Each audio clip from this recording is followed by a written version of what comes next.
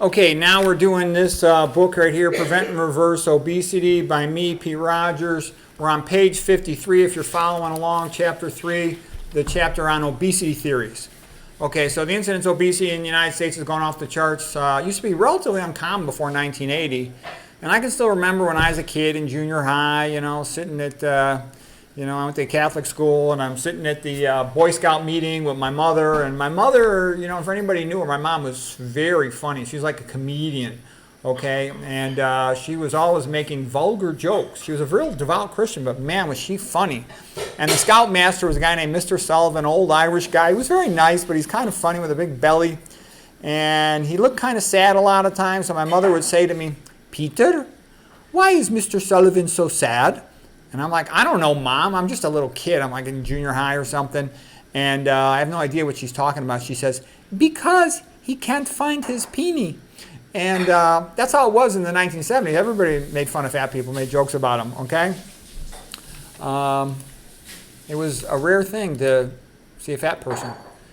Okay, let's see what else. Oh, on a cold day when my brother's girlfriend was wearing a miniskirt, my mom would say, "Michelle, you are going to catch a cold in your pussy." My mom was always making funny comments like that. Whenever she was around, we were always laughing.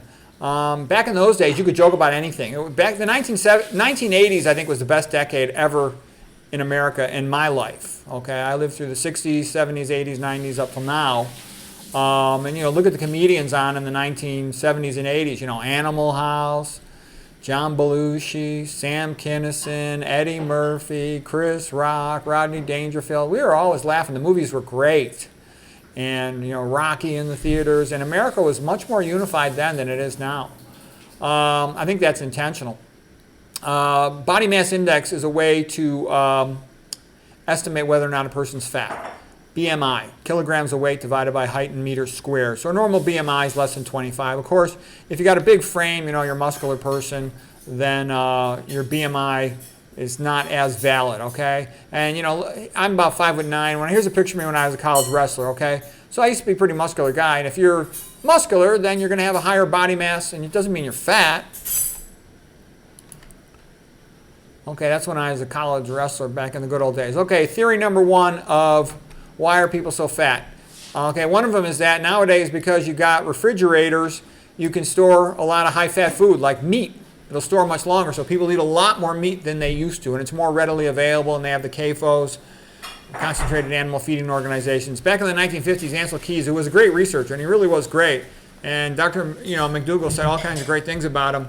They tried to badmouth the guy because paleo, keto, carnivore, they know that they have to try to discredit all the real science, and they have to try to discredit all the epidemiology because paleo, keto, carnivore has no evidence to support it.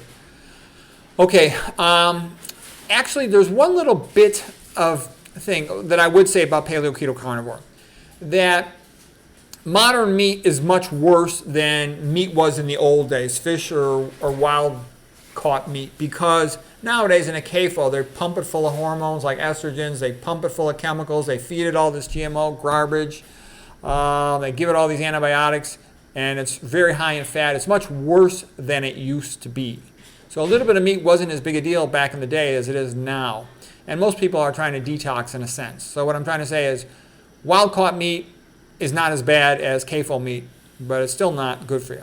All right, so anyways, there's much more meat, processed food, and other junk sitting around in the refrigerator. It's easier to get food, especially low-quality food, than it was in the old days.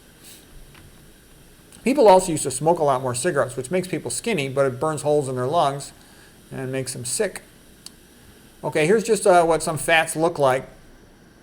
So here is a long-chain saturated. Saturated means saturated with hydrogen, so there's no double bonds. A fatty acid has a carboxylic acid at the end, which just means a carbon with a carbonyl group, double bond to oxygen, and then a single bond to a hydroxyl group, OH group, also called an alcohol group. It's amphipathic, meaning that it's both polar in terms of the bonds to oxygen, and nonpolar, the bonds to hydrogen. Okay? But when you have something that's amphipathic, polar and nonpolar, it can have detergent-like properties, which are bad for the gut. Okay, so here's sat fat. And sat fat especially is the one that, of the different types of fat, that's most prone to causing insulin resistance.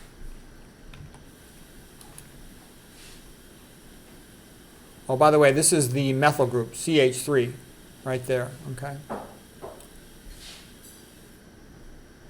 essentially all animal foods are high in sat fat. With skim milk, you can take out most of the fat, but you're still stuck with all the animal protein, so it increases the risk of prostate cancer, elevates mTOR. It's not good for you. Okay, and then here is the inhibition of the inner mitochondrial membrane by especially sat fat, which is bad, because then you start leaking electrons from electron transport chain of the inner mitochondrial membrane.